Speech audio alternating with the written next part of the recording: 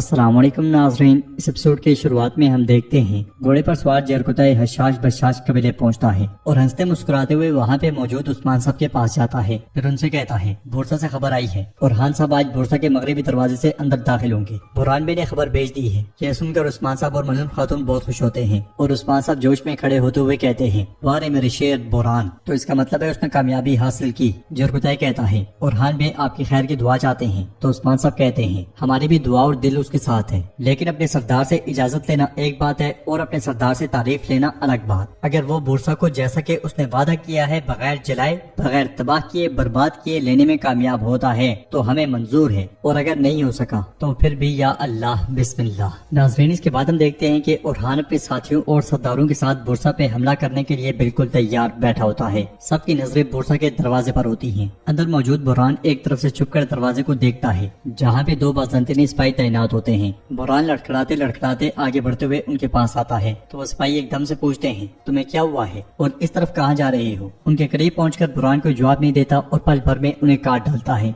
फिर आगे बढ़ते साथ ही दरवाजा खोल देता है। ये मंजर देखते हुए कारा खलील पुरजोश अंदाज में कहता है मेरे सरदार बुरहान ने कर दिखाया। तो उरहान सिपाहियों से कहता है मेरी तरफ से इशारे का इंतजार करना, हमने बोरसा को तबाह नहीं करना। बुरहान मशल के जरिए उनकी जानिब इशारा देता है और ये इशारा मिलते साथ ही उरहान अपने साथियों के साथ आगे बढ़ना शुरू हो जाता है। अलाउद्दीन शाहीन बे और बाकी सरदारों के साथ वहीं पे इंतजार करता है क्योंकि मंसूबा उरहान का है और हुक्म भी उरहान का है कि तुमने यहाँ पे इंतजार करना है जब तक कि हुक्म ना मिल जाए। अलाउद्दीन दरवाजे की जानिब देखते हुए कहता है शुक्र है अल्लाह का कि बुरहान बे ने दरवाजा खोल दिया है। तो शहनशाह कहता है तुमने शुक्र अदा करने के लिए जल्दी कर दी है। फिर अलाउद्दीन सिपाहियों से कहता है हम उरहान बे के इशारे से हमला करेंगे, हर कोई तैयार रहे। उरहान अपने साथियों के साथ अल्लाह अकबर की सदाएं कहते हुए बोरसा की जानिब बढ़ता है, मगर इसी लम्हे बुरहान को एक तीर आ लगता है। मशल उसके हाथ से गिर जाती है। ये मंजर देख के उरहान, अलाउद्दीन, शाहीन शाह सब बहुत परेशान हो जाते हैं। बुरहान को दूसरा तीर लगता है तो उरहान का खून खोल उठता है। वो सरपट अपने साथियों के साथ दरवाजे की जानिब भागता है। अलाउद्दीन के साथी हरकत करने ही लगते हैं मगर अलाउद्दीन उन्हें रोक देता है और कहता है इशारे का इंतजार करो। तीर लगने के बावजूद बुरहान आगे बढ़ता है और लड़ाई में कूद पड़ता है। उरहान भी बोरसा में दाखिल होते साथ ही अपना कहर डहा देता है, मगर बाज़ंतीनी सिपाही बुरहान को काबू कर लेते हैं और उसे खींचते हुए ले जाते हैं। उरहान का दस्ता जैसे ही किले में दाखिल होता है बुलंदी पर मौजूद बाज़ंतीनी सिपाही हरकत में आ जाते हैं और उबलता हुआ तेल उन पे डालते हैं। उरहान का जोश और जज्बा आसमान की बुलंदियों को छू रहा होता है। वो काफिरों की सफों को चीरता हुआ आगे बढ़ता ही चला जाता है, मगर पीछे उसके बहुत से साथी तीरों और तेल का निशाना बन रहे होते हैं। दुमरूद और कारा खलील उरहान का भरपूर साथ देते हैं और उसके दाएं बाएं काफिरों को काट रहे होते हैं। बुलंदी पर से पूरी आबोताब के साथ तीर बरस रहे होते हैं। जंग में बाज़ंतीनियों के तीर ये नहीं देखते कि सामने अपना है या दुश्मन, बस बरसते हैं और बरसते ही चले जाते हैं। अपने आसपास मौजूद काफिरों को जहन्नुम हासिल करने के बाद उरहान किले के अंदरूनी हिस्से में दाखिल होने ही लगता है कि एक दरवाजा उसके सामने आ गिरता है। बाहर का दरवाजा भी बंद हो जाता है और वो बीच में फंस जाते हैं। बहुत से ख्वाब लेकर अंदर दाखिल होने वाला उरहान बेबसी की तस्वीर बन जाता है। इसी लम्हे उरहान के एक सिपाही का पाँव नरम मिट्टी पे आता है तो वो एकदम से उरहान को पुकारता है, मगर इसी लम्हे एक आग वाला बाज़ंतीनी तीर उस मिट्टी में आ लगता है और शोले बुलंद हो जाते हैं। जोरदार धमाके से सिपाही दूर दूर जा गिरते हैं।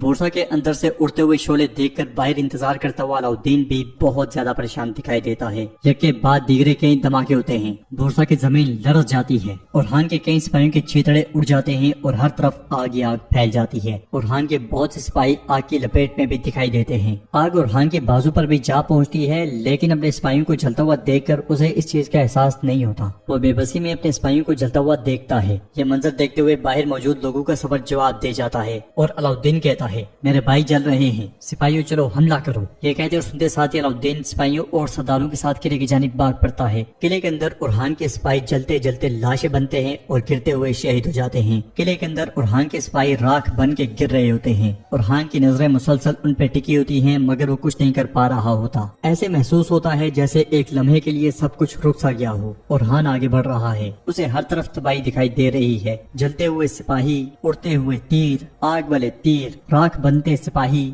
हवा में तलवारें, बस तबाही और सिर्फ तबाही। ये सिर्फ उरहान का ख्याल होता है क्योंकि वो एक कदम भी नहीं हिला पा रहा होता और मुकम्मल तौर पे सकते में होता है। कारा खलील उसके पास आता है और उसके बाजू पे लगी हुई आग बुझाता है। बाहर अलाउद्दीन सरदारों और सिपाहियों के साथ दरवाजे के पास पहुंचता ही है कि उन पर अंधाधुंध तीर बरसा दिए जाते हैं। सरदार शहनशाह भी बड़ी जुर्रत और बहादुरी के साथ आगे बढ़ता है। आखिरकार वो सब भागते हुए दरवाजे तक जा पहुँचते हैं, मगर दरवाजा बंद होता है और ऊपर से तीर नहीं रुकते। कई डालों में लगते हैं और कई शहीद गिर आ जाते हैं। अलाउद्दीन अलाउद्दीन, शहंशाह और बाकी सब चीख चीख के उन्हें पुकार रहे होते हैं, मगर उरहान अब भी सकते में होता है और कोई आवाज नहीं सुन पा रहा होता। ये देखकर वो सब दरवाजा खोलने की भरपूर कोशिश करते हैं। अलाउद्दीन की जुबान पे मुसलसल उरहान उरहान उरहान होता है। इस लम्हे पीछे से गवर्नर सारोस फ्लावियोस के साथ सामने आता है और वो उरहान को पुकारता है तो उरहान पलट के उसे देखता है। फ्लावियोस कहता है, उरहान क्या तुमने वाकई सोचा कि बोर्सा में दाखिल होना इतना आसान है? आह उरहान, बोर्सा के तुम्हारे ख्वाब खत्म हो गई।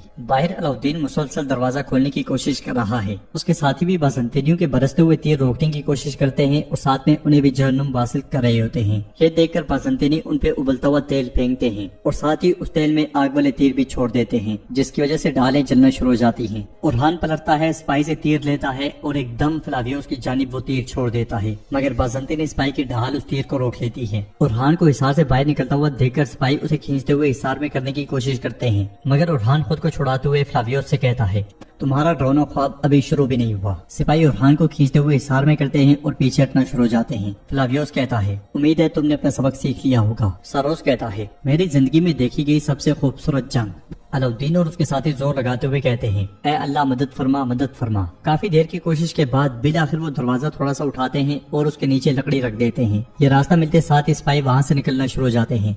वो साथ साथ में जख्मियों को भी निकालने की कोशिश करते हैं। आहिस्ता आहिस्ता उरहान और उसके बाकी सब साथी भी निकलने में कामयाब हो जाते हैं। अगले मंजर में उरहान बहुत गुस्से में रारगा जा पहुंचता है। वो मेज का सहारा लेता है और उन तमाम वाकयात को याद करता है जो बोरसा में उसके साथ बीते हैं। धमाके, सिपाहियों का जलना, जुलसना, शहीद होना, तबाही, सब कुछ। इन ख्यालात के बाद उरहान बहुत गुस्से में मेज उलट देता है। इसलिए में उसके साथी दुमरुल और बलबान वहाँ पे आते हैं और दुमरुल कहता है, ना गिरने वाली जात सिर्फ अल्लाह की है, आप सिर्फ हमारे सरदार नहीं बल्कि हमारे बड़े भाई हैं। बलबान कहता है, हमारी जान आप पर फिदा हो, अगर आपने अपना गुस्सा निकालना है तो हमारे जिस्म हाजिर हैं। यह सुन के उरहान कहता है, हाय मेरे दुमरुल, हाय मेरे बलबान, तुम दोनों मेरी जान के साथी हो। बलबान कहता है, कैद में गिरने से बेहतर है कि हम काली मिट्टी में गिर जाएं, काली मिट्टी हमारी कब्र बन जाए। उरहान कहता है, इंतजार करो, हमें बोरसा लेना है। अब बताओ जो कैदी तुम लाए हो क्या वो ठीक है? तो बलबान कहता है, अगर वो मर गया तो मैं उसे उसके पैदा होने पे अफसोस दिलाऊंगा। इसलिए मैं वहाँ पे कारा खलील आता है। उसे देख के उरहान कहता है, जंग में चमकने वाली तुम्हारी आंखों की रोशनी बुझ गई है, क्या खैरियत है? तो खलील कहता है, हम तो सिपाहियों की देखभाल करते हैं हुजूर, कोई रोने वाला या शिकायत करने वाला नहीं है। वो जुबान से बस यही कहते हैं कि हमारी जान हमारे सरदार पे फिदा हो। यह सुन के उरहान बैग का मंजर देखता है तो बहुत से जख्मी तकलीफ में होते हैं। सिपाही उनकी मदद कर रहे होते हैं। फिर कारा खलील कहता है, मेरे हुजूर वो आप पर लापरवाही से काम करने का इल्जाम लगाते हैं। वो कहते हैं कि इतने सालों का हक ये नहीं होना चाहिए था।